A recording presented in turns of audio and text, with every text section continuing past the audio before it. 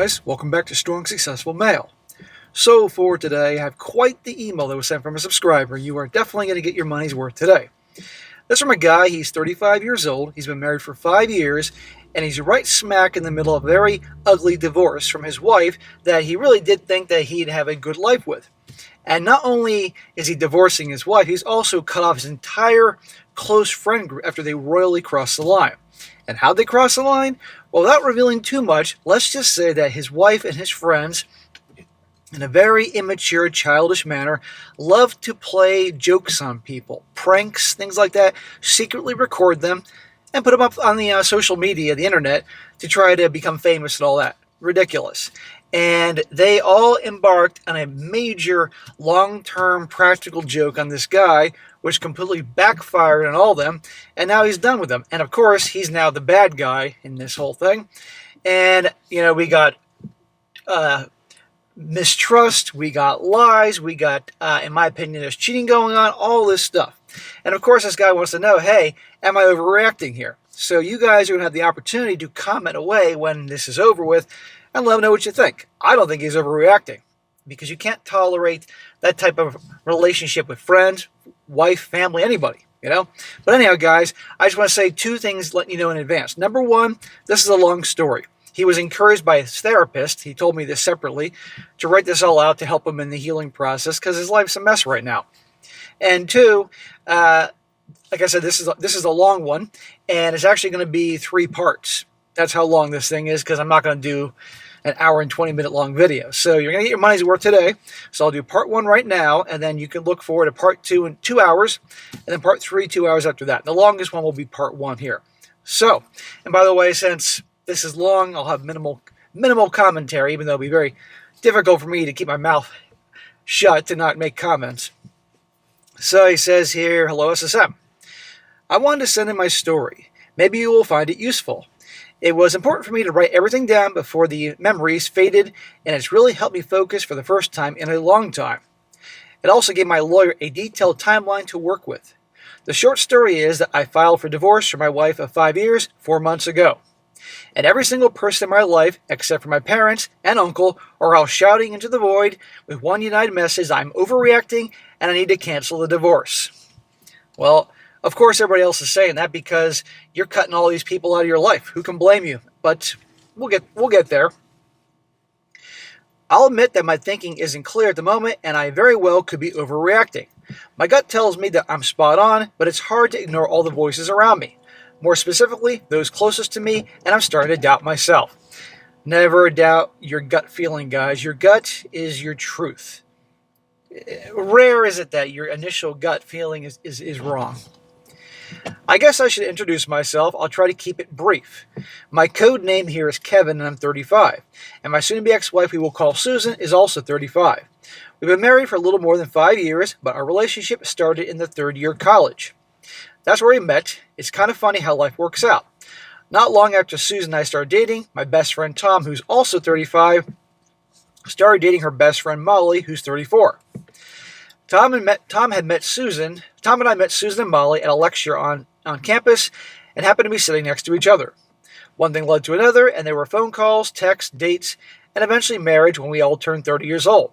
So we dated for 9 years before getting engaged and married. I thought I knew her as well as I knew myself. In some ways I do. That's what led to my decision to divorce. Of course, our friends got married as well. They actually got married 2 years before us and are now talking about plans for a baby, but I digress. The 4 of us did everything together for years. Since college, and even after marriage, no matter what was going on in our lives, we always reserved at least one day a month for dinner and drinks. They were our best friends in every regard.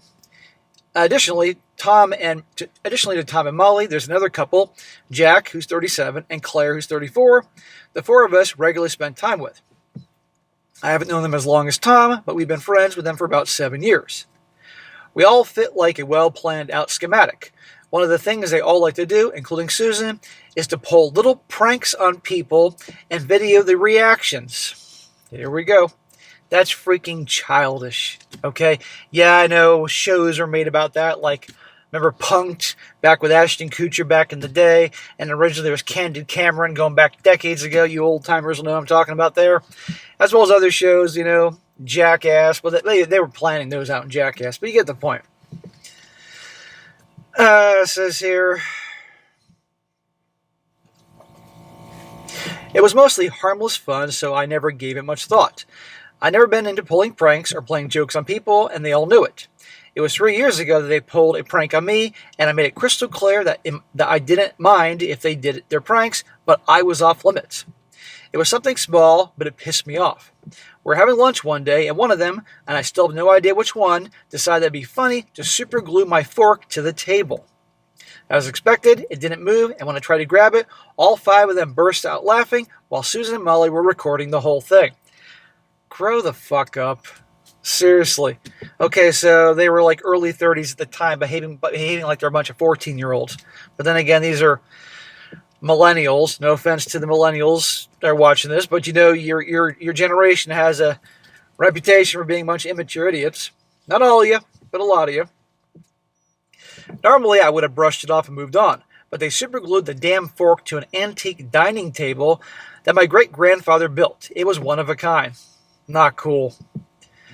The only one in existence, and not one of those boneheads thought that supergluing a piece of metal to a slab of wood would cause damage.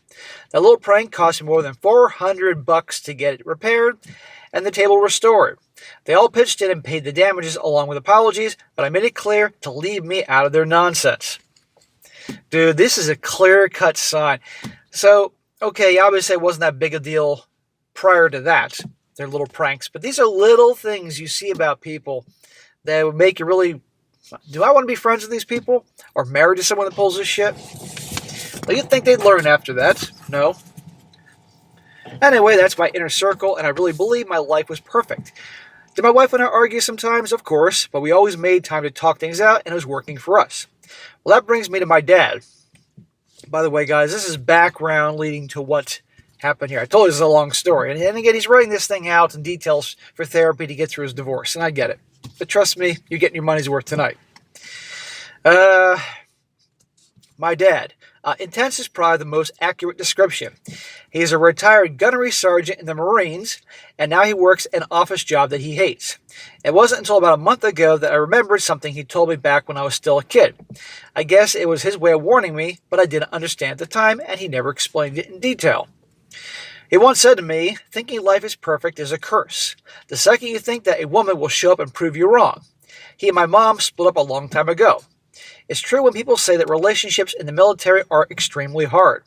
As far as I know, that there wasn't any kind of cheating. My mom got tired of waiting at home while he was deployed, but it was when he got unaccompanied orders to Korea for 3 years that she threw in the towel. Surprisingly, the divorce wasn't crazy, and my parents still talked to each other. I asked my dad back in my 20s if he had any regrets, and he told me something that stuck with me.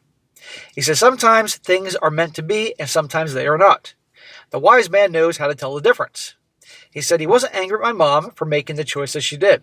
Deployments are hard at the best of times, and he understood it wasn't fair to ask her to put her entire life on hold for something she never signed up for. Well, turns out that he didn't join the Marines until after they were married, so it was actually she didn't know what she was getting into when they got married.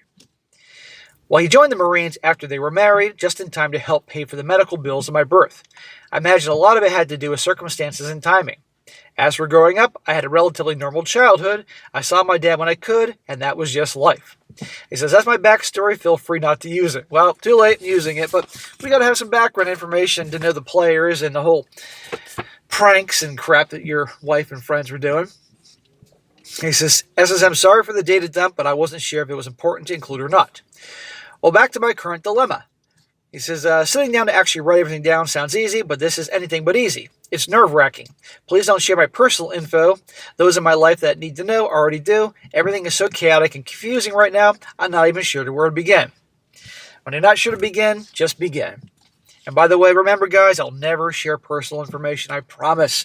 No email addresses, no locations where you live, but always when you write stories to me about your personal life, change the freaking names.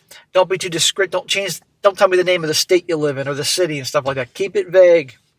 Code names, code locations. I guess the most logical place would be the phone. More to the point, my wife's phone. If I remember correctly, the first sign that something was off happened about 5 months before I walked out. It was a normal day as they come. I can't remember anything particularly special about that day, but it was when I first noticed something with her, and it made my lungs freeze for a second. I didn't notice it before, or maybe I did, and I ignored it. I was watching something on TV while my wife was sitting beside me playing on her phone. Normally, I wouldn't have batted an eye about her getting a random text, but as soon as that little thing came through, she angled her phone away from me just enough to not be able to see her screen, and the speed she swiped the message notification away before setting her phone down on the other side, face down.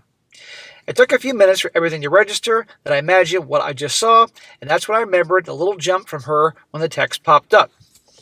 Okay, little things like that. She's, oh shit, hiding the phone, making sure you don't see it. I've been following RP content for years and spent an embarrassing amount of time reading Reddit posts. Well, you've been watching this type of content and my channel and Reddit posts, you know the signs. And the signs are never wrong when something's up. I know the signs, and they were subtle, but all there. Other than understanding there was something going on in her phone, she didn't want me to see. I didn't have any other indications anything was off, so I decided to wait and watch before saying anything. Very smart, dude. Do some recon. The next thing that happened that made me pause was about a week later. It wasn't one thing in particular, but for whatever reason, she was spending more and more time texting, laughing, and smiling at her phone. It happened about 4 times before I asked her what was so funny. She said she was so into whatever she was doing that she actually jumped a little bit. Like I startled her. Like she had forgotten I was sitting right next to her. I had a pit growing in my stomach, and her response didn't help.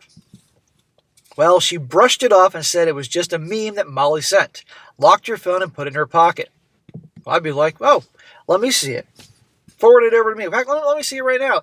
Lean over to see it, and if she's guarding her phone, Normally, she would share all those stupid memes with me, and now nothing. That's when I realized that she never just left her phone lying around like she used to. It was always in her hand, pocket, or purse. I had no idea what, if anything, was going on, but if she was trying to act out a poorly written guy for cheating, she was hitting all the boxes. Guys, clear-cut sign, glued to the... Now, most people are glued to the phone nowadays. Let's be honest here. People watch shows and movies while they're looking at their phone. I'm sure you've seen people that do this. I'm sure some of you do this. But guarding it for dear life, not showing you things, that's something else. It was getting so bad with her that I actually followed her a couple of times, only to find out her exactly where she said she was going. Oh, I skipped a part. Over the next 4 months, it only got worse. If I didn't text her first, she never texted me.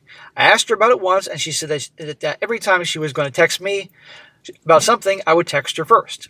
Her excuses for what she was doing all became so vague that she might as well not have answered them at all.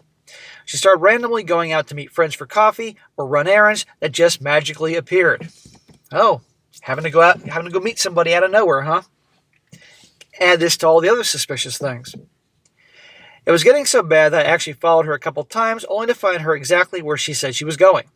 Maybe she knew I was following her. I'm not a ninja, so it's possible. To be fair, I only followed her twice in 4 months, so she could have been doing the horizontal mambo with half the city, and I wouldn't have known. Please keep in mind that I'm writing a significantly shorter version of the events. I felt like I was going insane at the time. Everything I saw at home told me that she had something going on, but every time I questioned something, her response were relaxed and reasonable. So she's a master bullshitter. It happens. The thing that none of her explanations answered was why her behavior suddenly changed and how quickly it happened. She still treated me the same as she always had, but it was the little things through the days that she told me that she was hiding something. Yeah, it usually is the little things, guys. I think it was nearly 3 months since I first noticed her phone behaviors when I finally broke. Susan had started taking her phone with her into the bedroom, but for whatever reason, she forgot it in her purse when she went to take a shower. I always believed that I was the kind of guy that wouldn't hesitate checking my wife's phone if something fell off. But in that moment, I felt guilty as hell. I wouldn't, dude. Oh, hell no, with all her behavior.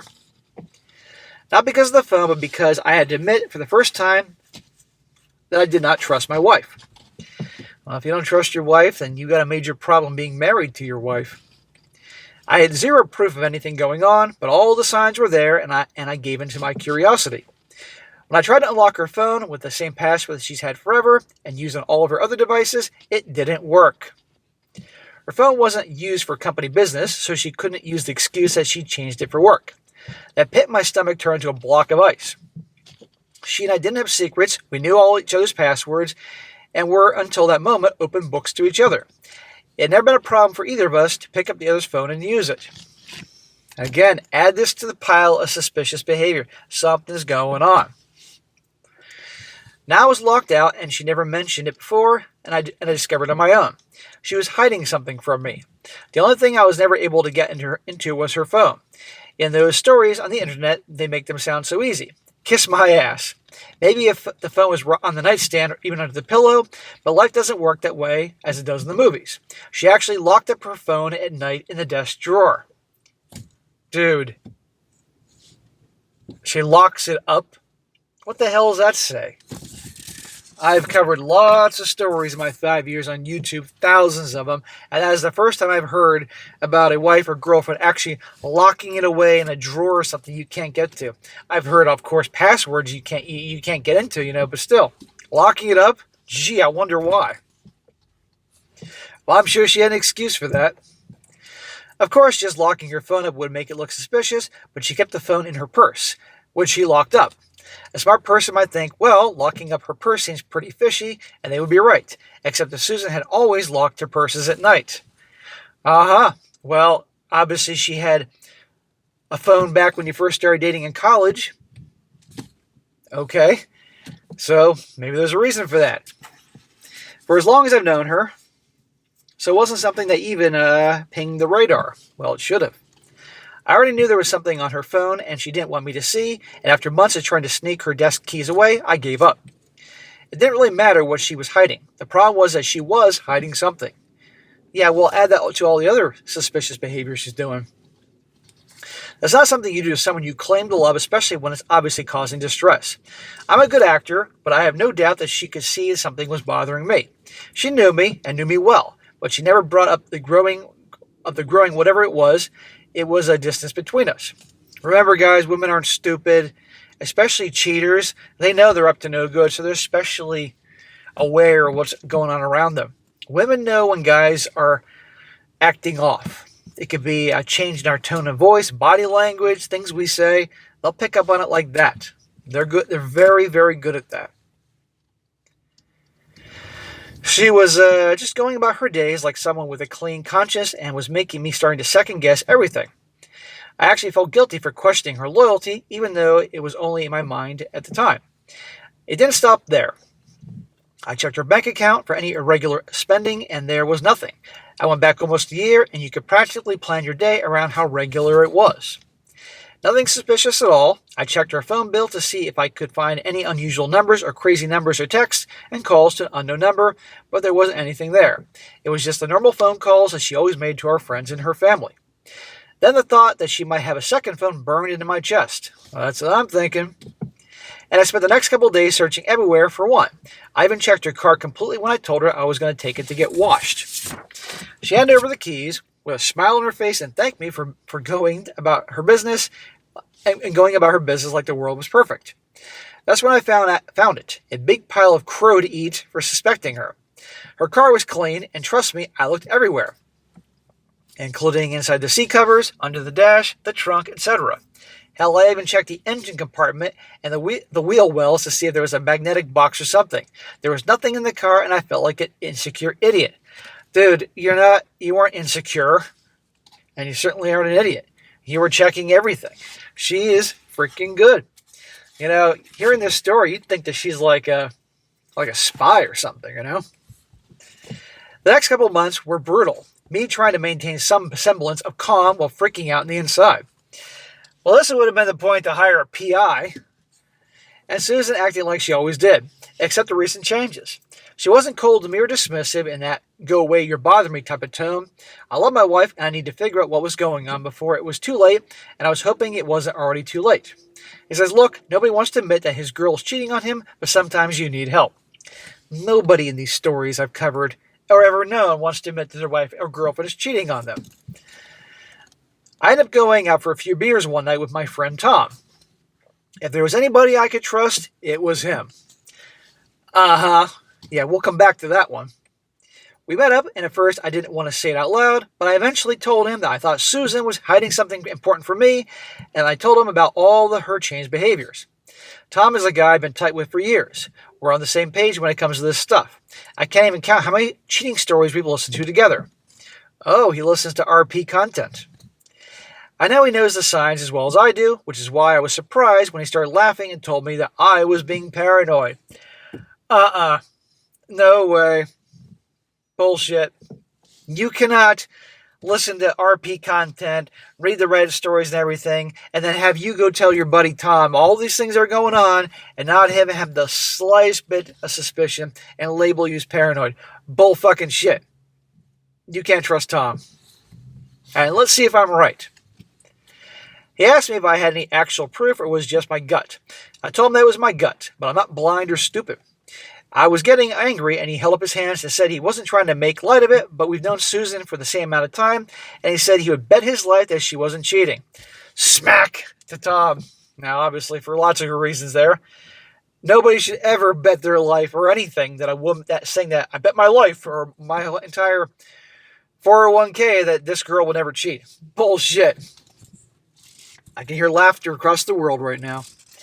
That made me pause because I never said the word cheating when I was talking to him. Aha! He knew what it looked like, but was solid in his loyalty to Susan. It was admirable and frustrating at the same time. I needed him to be near me, to hear me and to side with me, or at least take my concern seriously, but instead he brushed it off like we were talking about the score of a game that was already over. Something's up, man. In his mind, it simply wasn't possible that Susan would cheat on me. This is when all the people watching this video are commenting away saying, yeah, because his buddies started banging his wife. Well, we shall see. He also said that he would ask Molly if she knew anything, and I told him not to. No, you don't. No, he should not go to his wife and her best friend and say something. She's going to go blab away to, come on here. Susan and Molly are best friends and women talk. You think? I made him promise to me to keep it between the two of us, and I said I would calm down and step back and see if I was overreacting over nothing. Well, he agreed. It didn't solve anything, but it was nice to share the thoughts that had been making me lose sleep for months. Normally, I would have had Susan to work out my troubles with, but how do you tell a person you love that you don't trust them without any evidence? After writing this all out, I think I might actually be crazy or maybe temporarily insane. Dude, you weren't crazy or temporarily insane, and you're not back then. You're not crazy now. I know how this story goes.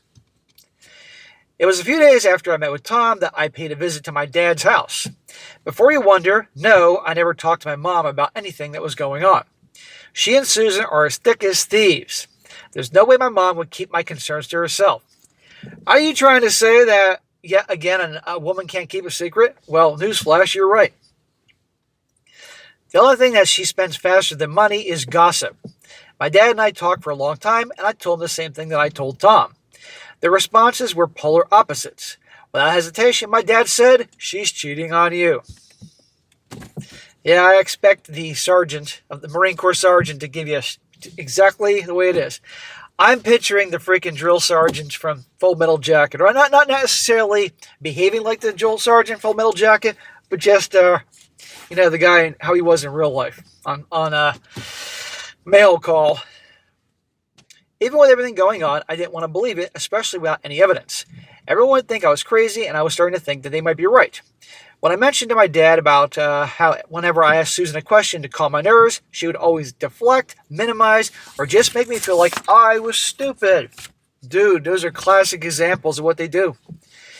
My dad said there's nothing wrong with questions, it's usually the answers that get people in trouble. We got Master Yoda here, the drill sergeant. A simple guy, but that statement gave me a sense of calm that I needed. That's when I realized that her non-answers were actually answers, just not the ones I wanted to hear. I had no idea if she was cheating on me or had something else going on, but one thing was certain. Something was going on, and she didn't want me to know about it. Tom seemed oblivious to what I said, but I wondered if Molly knew what was going on. I think Tom knows a lot more than was going on. He could be right in the thick of things. I'm sorry, man. This sucks. As close as she and Susan are, there was no doubt in my mind that Molly was fully aware of everything, and it hurt. You bet your ass that her BFF knows what's going on. Every woman that's a cheater tells at least one female friend.